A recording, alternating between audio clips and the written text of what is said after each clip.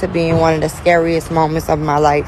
My husband and I decided to go to Prospect Park on the north side of Houston for Taco Tuesday before we head to the spa. I never made it to the spa or to my birthday dinner because I was immediately rushed to the hospital.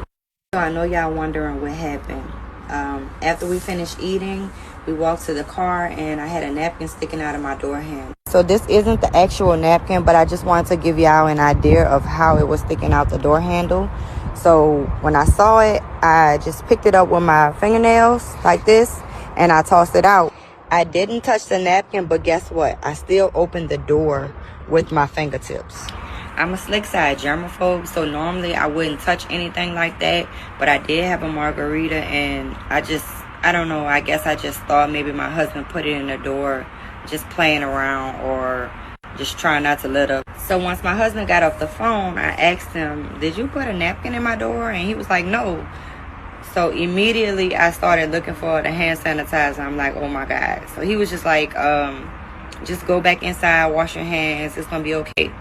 I went inside, washed my hands, and maybe like 2 minutes later, my fingertips started tingling. And I'm like, dang, dog, I'm tripping. Let me just chill. It's not nothing. Got in the car. We started driving. I didn't tell him right away.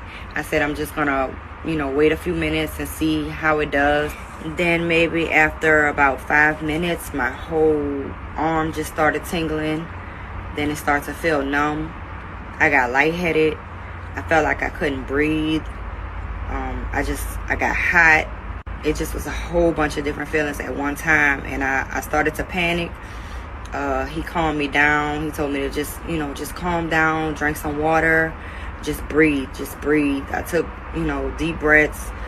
He called 911 because we weren't in our normal area. So we didn't know like where the nearest emergency room was. So he called 911. And they kind of directed us to the nearest hospital.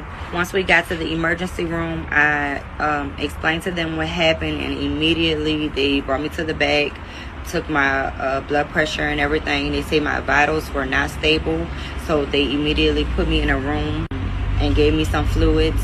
They ran a whole bunch of tests. I had a CAT scan, just a whole bunch of stuff. I was there for about 6.5 hours.